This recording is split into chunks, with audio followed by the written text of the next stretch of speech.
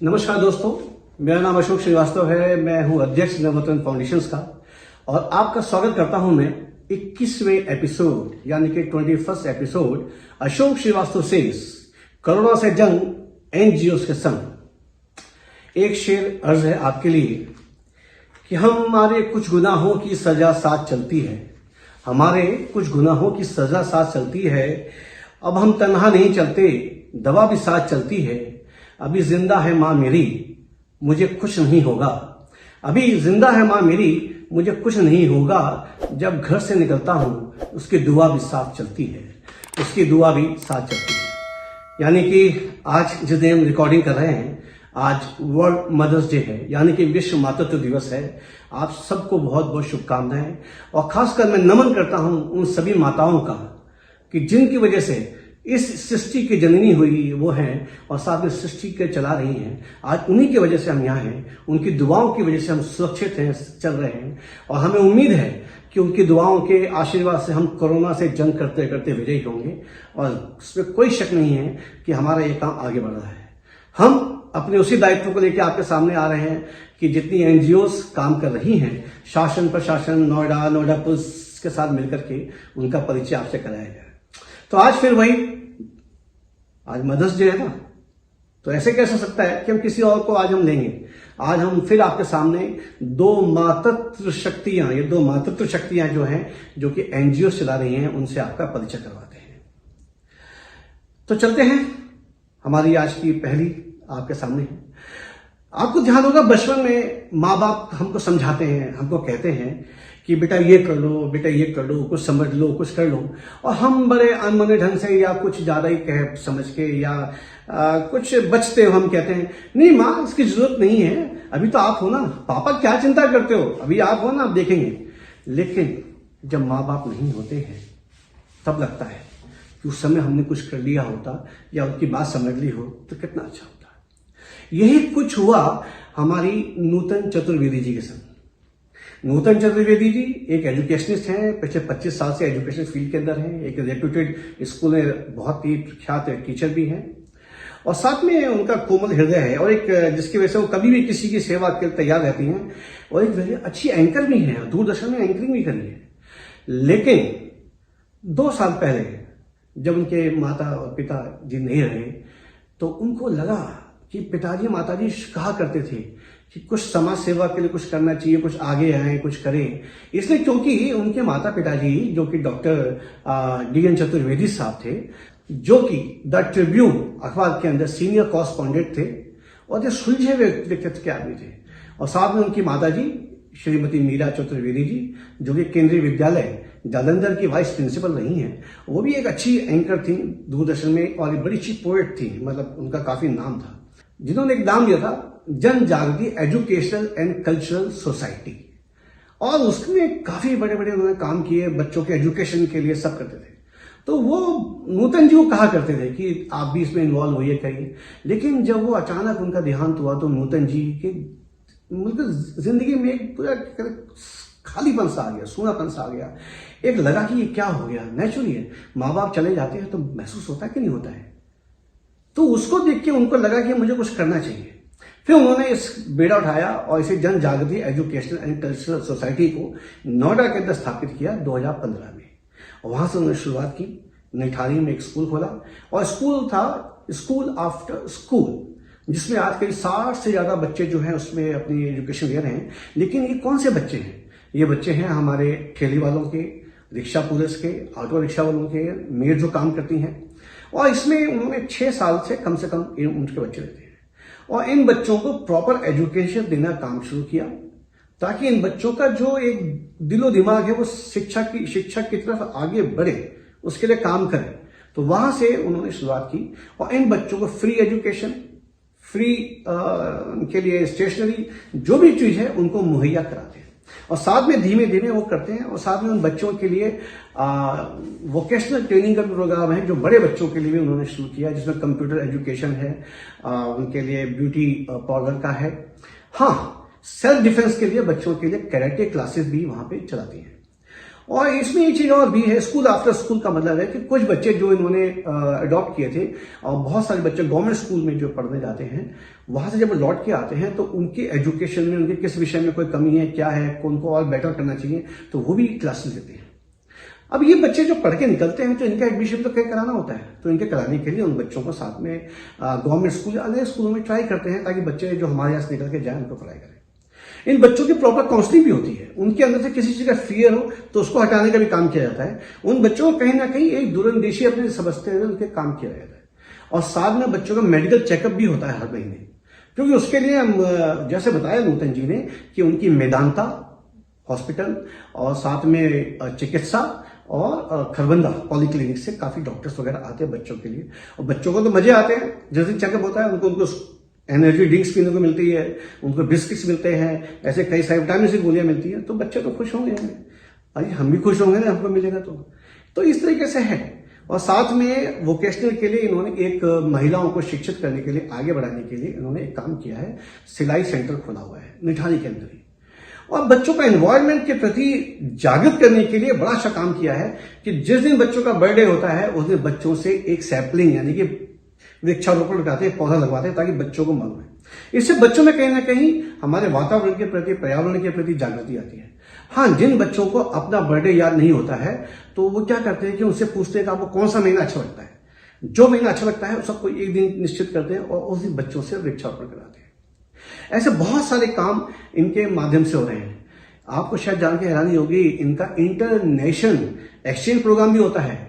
Brazil से, Cairo से, कई जगह से बच्चे आते हैं, इनके बच्चों के साथ मिलते हैं, अपनी भाषा, खान पान और अपनी आदतें और अपने वहां पे जो ट्रेडिशंस हैं वो अपन एक्सचेंज करते हैं।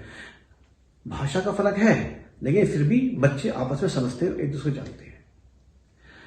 ऐसे कई और काम हैं जो कि नूतन जी की ये संस्था कर रही है।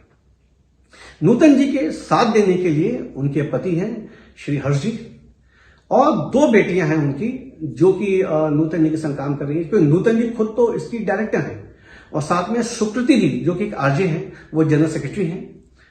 बिटिया है स्वाति जो कि ट्रेजरार है, साथ में इनके शांता और कविता जो इनके साथ काम करती हैं, और साथ में इनके भाई हैं पंकज जी जो साथ में मिले हुए हैं।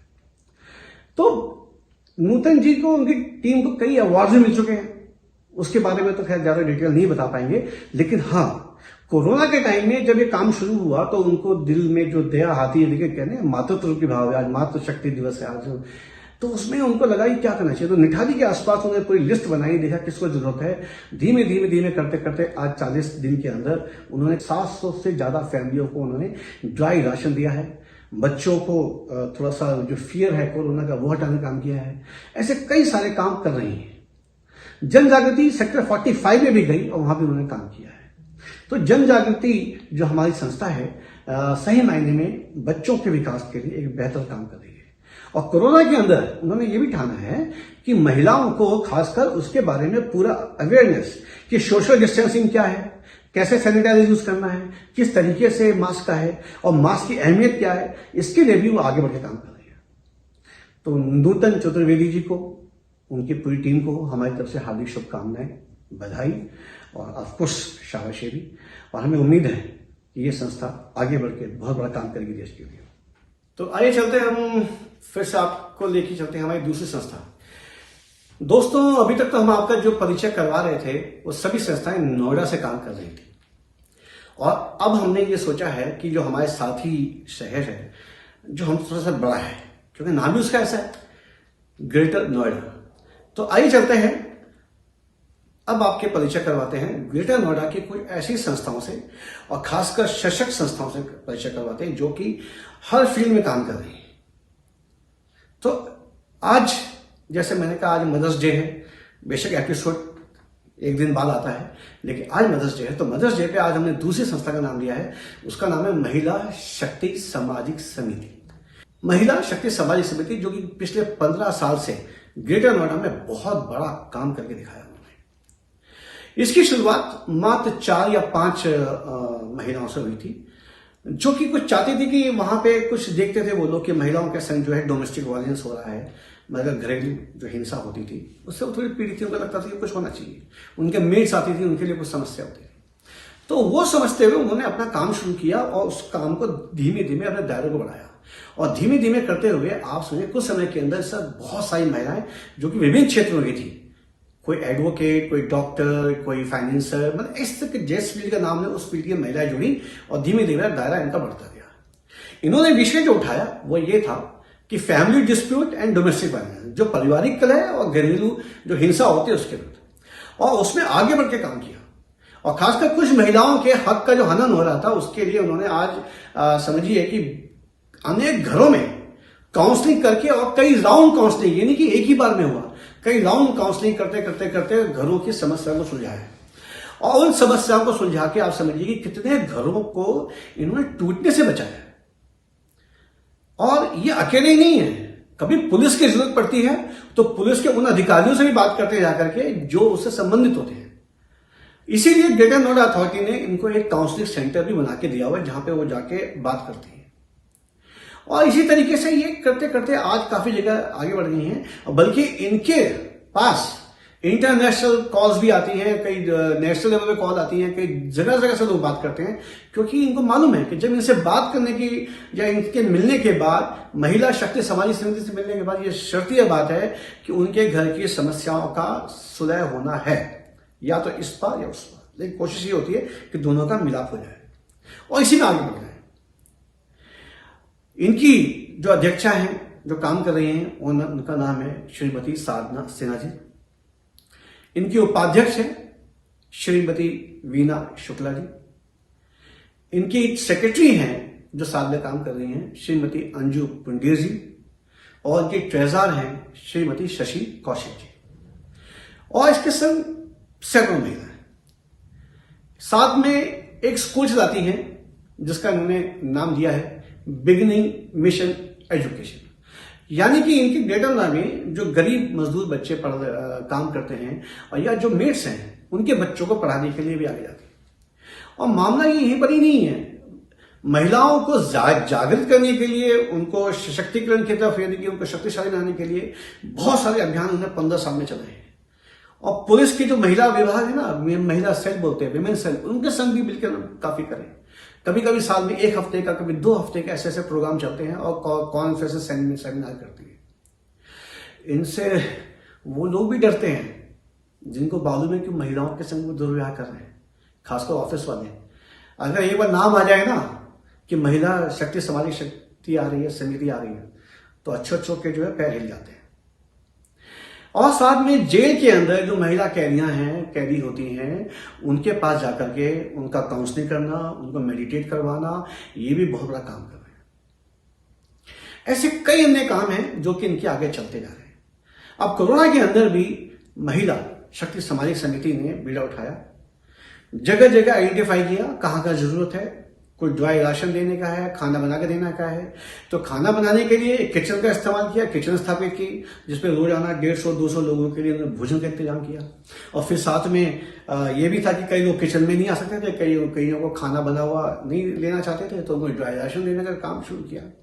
ये करते करते किया। फिर सबसे बड़ी समस्या इन्होंने देखी, जो सिंगल गर्ल्स रह रही हैं, जो कहीं जा नहीं पाई हैं, लॉकडाउन के बाहर नहीं निकल पाई हैं, तो उनको कॉन्टेक्ट किया, उनके लिए गैस सिलेंडर का इंतजाम करना, कुछ और इंतजाम करना, क्योंकि देखिए हर एक की हिम्मत नहीं होती ना, जो सिंगल जो अकेली महिलाएं होती हैं, थोड़ा उनको भी आगे बढ़ाने के लिए हिम्मत देनी होती है, तो हिम्मत देने काम कर रही है।